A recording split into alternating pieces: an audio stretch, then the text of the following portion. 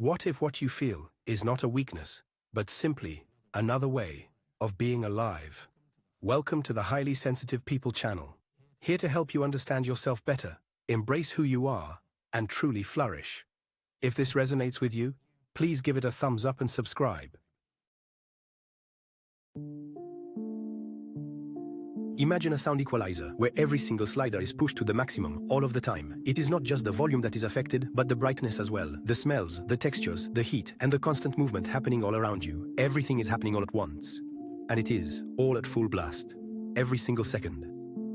This is what a highly sensitive person experiences every day in a world designed for nervous systems that naturally filter stimuli. And this difference isn't a metaphor, it's neurological. The highly sensitive brain doesn't prioritize sensory information in the same way.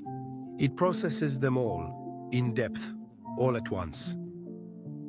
The physical consequences are real and documented. Chronic headaches, tension in the neck and shoulders, a clenched jaw, sudden and intense fatigue after just an hour spent in a crowded supermarket. The autonomic nervous system, which regulates stress, heart rate, and digestion, goes into overdrive faster and takes longer to calm down. Psychologically, this reality creates something even more insidious. Anticipation, the fear of being overwhelmed before it even happens. The highly sensitive person starts avoiding environments that overwhelm them. Noisy restaurants, open-plan offices, rush-hour transit. And little by little, this avoidance shrinks their world. To those around them, this withdrawal is often misunderstood.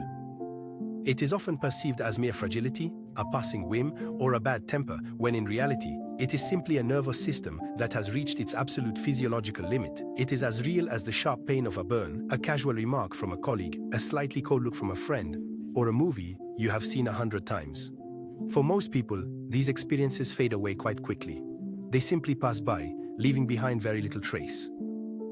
For a highly sensitive person, they can resonate for hours, sometimes days, with an intensity that has lost none of its initial strength. It's not fragility, it's not being dramatic, it's a precise neurological reality. The limbic system, the brain's emotional center, activates more intensely and for longer in HSPs. Emotions aren't just felt, they are experienced in the body with an often surprising physical intensity. Not. The way your throat tightens up long before the tears even start to fall, the way your heart begins racing during a very tense conversation, or the way your stomach knots up tight at the sight of a truly distressing image.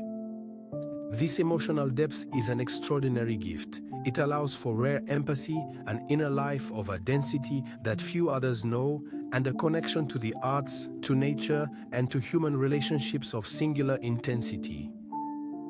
But it comes at a cost.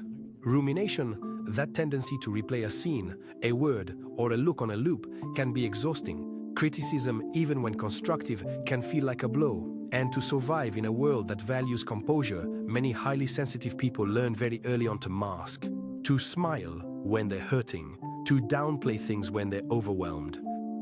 A mask that, when worn for too long, ends up cutting us off from ourselves. Some people walk into a room and immediately know something is wrong. Before anyone has even said a word, they pick up on the slight tension in a friend's voice when they say, "I'm fine, thanks." Or sense the underlying tension at an apparently happy family dinner. They aren't fortune tellers, they're highly sensitive people. This interpersonal radar is one of the most fascinating and exhausting manifestations of hypersensitivity. It is rooted in the exceptional responsiveness of mirror neurons, those brain cells that fire when we observe the emotions of others as if we were experiencing them ourselves. For HSPs, this system is particularly sensitive. In practical terms, this means they absorb the emotional atmosphere of places and people like a sponge absorbs water. Walking out of a tense meeting, even if you weren't involved in the conflict, leaves you physically exhausted. Spending an evening next to an anxious person can make you feel anxious yourself. Comforting a grieving loved one can leave an emotional mark that lasts for days. The line between what I feel and what someone else feels sometimes gets blurred.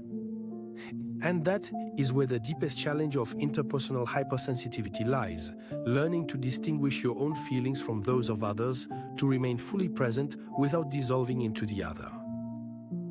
an inner boundary that no one teaches in school, and that highly sensitive people often have to discover on their own, through trial and error. Have you ever spent a day doing almost nothing, staying home, seeing few people, having few obligations, and yet finding yourself exhausted by the end of the day? For a highly sensitive person, that is often the reality.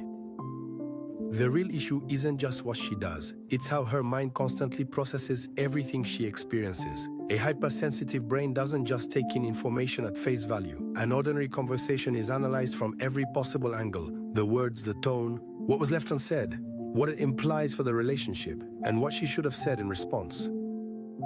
A simple decision becomes the subject of inner deliberation, examining every possible implication. A beautiful piece of music heard by chance can trigger a whole chain of emotional associations and thoughts. This depth of processing is a rare intellectual richness. This helps explain the creativity, the keen insight, and the depth of analysis that are so often associated with HSPs. However, the brain is also the specific organ that consumes the greatest amount of energy in the human body. A brain in constant overdrive burns through a lot of energy, and its reserves are depleted. The most tangible consequence? In the evening, the brain doesn't switch off. It continues to process, analyze, and connect. Falling asleep becomes difficult. The night isn't always restorative.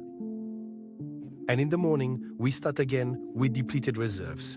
This cycle is often mistaken for laziness, depression, or a lack of willpower. In reality, it's a sign of a brain that gives everything and needs, in return, to be taken care of. Moving, a new relationship, a promotion, the end of a project you cared about. For most people, these events require an adjustment period. A few days, maybe a few weeks. For a highly sensitive person, every transition, even a positive one, is a cognitive task of an entirely different magnitude. Because the highly sensitive brain doesn't experience change on the surface, it simultaneously processes the grief of what is ending, the uncertainty of what is beginning, all the potential implications of the new context, and the full range of emotions associated with each of these dimensions. It is not merely a resistance to change, it is a depth of processing that simply takes more time. The physical symptoms are very real: digestive issues during transition periods, disrupted sleep, muscle tension, and in cases of prolonged stress, a weakened immune system. The body is truly expressing what the brain is processing in excess. Psychologically, the anticipatory awareness of highly sensitive people, their capacity to see far into the implications of a decision, can turn into a form of paralyzing anxiety. They are then perceived as indecisive, cautious, and inflexible when they simply see more dimensions of the problem than most, and that heightened perception comes at a cost. The magnificent paradox is that these same people, once they have internalized the transition, often adapt to it with a depth and durability that others do not reach. They are in need of one specific ingredient that is quite rare in our busy modern world: time, and a support system that is kind enough not to mistake the process of slow adaptation for a total lack of courage.